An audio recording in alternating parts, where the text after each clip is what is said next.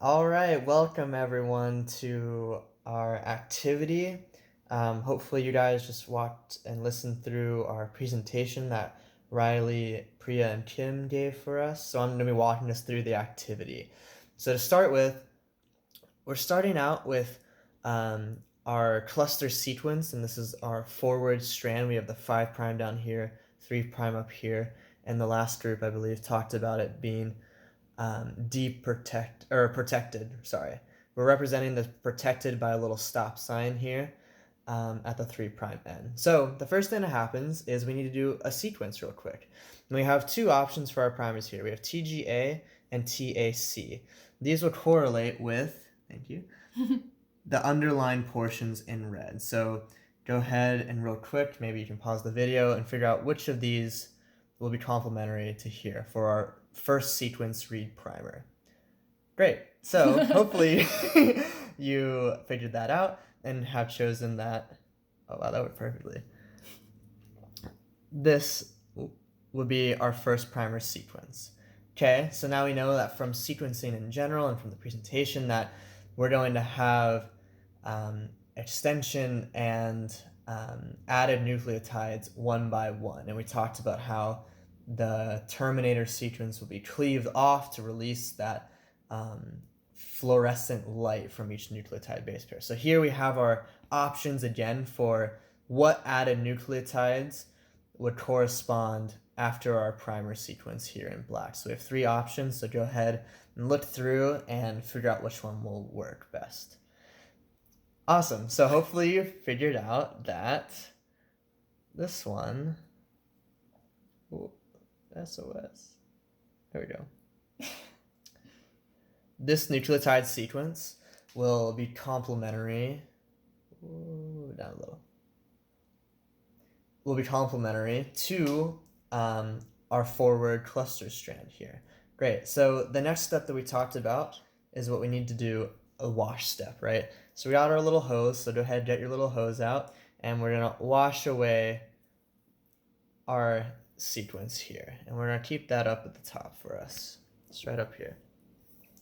Now, what happens next from that sequence is that it's read through a computer, and from those fluorescence, you'll see something like this, where it's this kind of colored dot spectrum, and all of that represents each of the different fluorescent nucleotide base pairs from that original sequence. Great. So the next thing we have to do is our index primer that we talked about, okay? So down here, we have in purple, I believe, yes, in purple in the underlined parts, CTTTT. Now, that's our index primer region, so now we need to figure out which index primer out of these three options would anneal to that region. So go ahead, pause the video if you'd like, and figure out which one would work. Awesome, so hopefully you figured out that this will be our first index primer that will bind to our sequence. Now, we showed in the video as well that this index primer really only adds a few base pairs or nucleotides after the primer is annealed. So we have.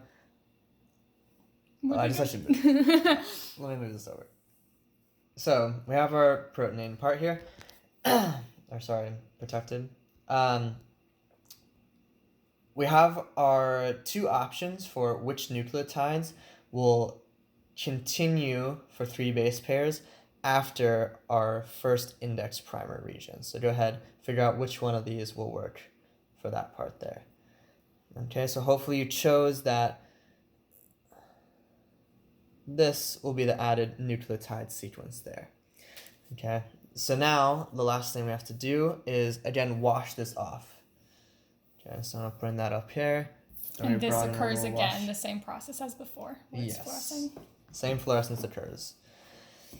Okay, so now comes the fun part. We've had our first sequence, and we've also had our first primer index sequence in read. Now what happens is from that last wash step, this 3' end actually becomes deprotected, and we have this bridging. So if you want to take your paper, fold it like such, and fold the ends in, such that we formed a nice little bridge.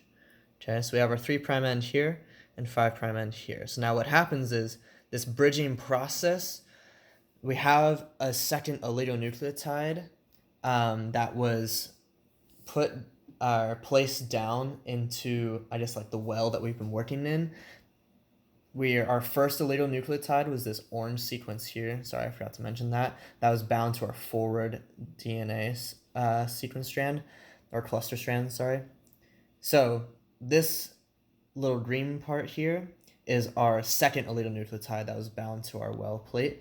And on top of that was a sequence that would be complementary and allow for the bridging process to form hydrogen bonds across and really solidify that bridge. So what happens here is that the second index primer needs to bind. So I'm going to go ahead and undo our bridge just for simplicity's sake so we can see what's really happening here.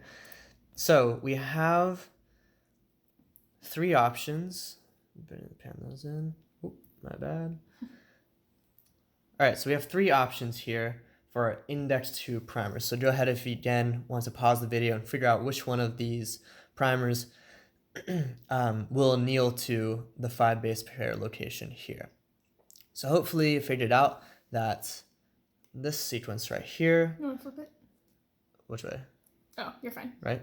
Mm-hmm.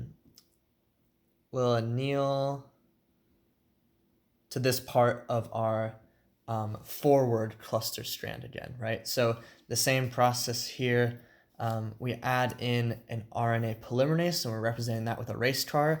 It's only going to come by and extend off to make this complementary sequence, and that complementary sequence is the last remaining large piece you have in your kit.